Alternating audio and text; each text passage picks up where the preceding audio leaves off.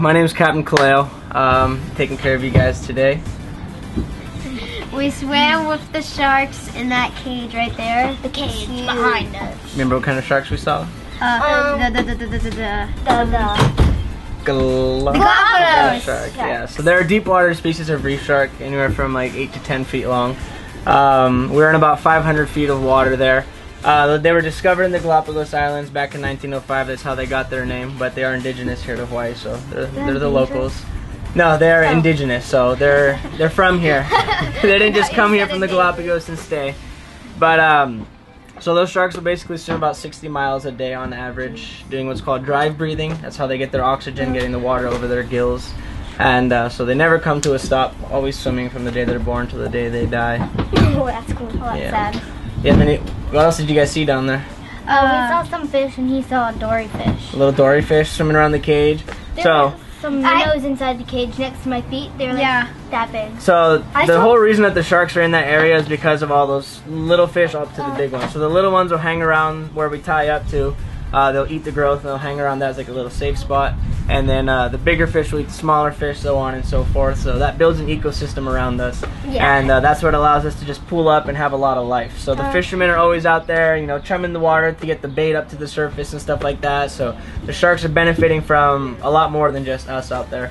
Whenever we were out there, did you have to throw anything in to make them go? We didn't have to. You saw as soon as we pulled up, the sharks came up to the sound of the engine. And the reason to that is, again, because the crab fishermen out here, you know, every time he brings up his traps, he throws off his old bait and his bycatch and stuff like that. So over time, they've just been conditioned. You know, like you hear the ice cream truck, you know what to do. It's the same concept. Yeah, you know, they hear the diesel engine, they know to come up and check it out, because sharks are opportunistic feeders. So whenever they hear something or they see something new land in the water, whether it's something that they're going to eat or not, they're going to swim right up to it and check it out. So they can pretty much eat anything without really having to worry about it. A rock?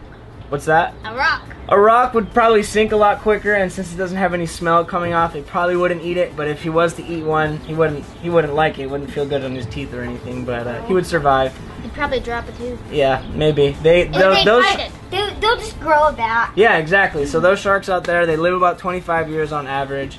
They go through about 1,000 teeth a year. So they live 25 years, you know, on average. So they go through about 20,000 teeth in their lifetime. So like you said, they'll lose one from the second row, just kind of starts working its way on up forward. They have 2 rows of teeth? They have 7 rows of teeth, with 30 teeth on each row. Yep, so they're pretty well equipped. They just have a good dental plan. Yeah, they have a lot of teeth. Yep. They probably have a dentist shark cleaning their teeth every Well, they don't need them because they're making their own teeth, you know. But that's why shark teeth, like the ones we were showing you guys, that's why they're, you know, one of the most common found fossils in the world, because they're just constantly going through them. So we had about, what, 8 to 10 sharks out there, you know, 10 sharks, 20,000, you know, 200,000 teeth just from those sharks. That 2 little ones, yeah. One of them had a hook in his mouth like this. Yeah, so a lot of the... I saw it first. Yeah, a lot of the times the fishermen are bringing up their fish, like I was saying, the sharks being opportunistic, they see that as their opportunity, so they'll go and they'll eat that fish, and then sometimes they'll end up getting hooked. But the fishermen out here, they do their best to just like either cut the line really short, and if they can, get the hook out of its mouth. Yeah, it had a tiny, it had like, it was about this big. Yeah. And then they cut it. Smaller hook, thankfully. But the sharks, because of the way that they eat, because it's a little rougher, it'll work its way out pretty quickly depending on the type of the hook. But that was kind of cool, you got to see one. That's how we can identify individual sharks. You know, like we can identify, oh, that's the same guy with the hook that's been coming around the past couple weeks and stuff. Have you ever seen a bull shark? Never seen a bull shark. We don't have bull sharks in Hawaii. What about a hammerhead? Seen a hammerhead. Saw a hammerhead last week. Yeah. What about a great white? Great white. I've never seen one. We saw one at our site December of 2005. It was a 20-foot pregnant female. Yeah. Yeah, it was a long time ago. And captain that day was Jimmy Hall, the guy who actually started this company, and he actually swam free out of the cage with that shark.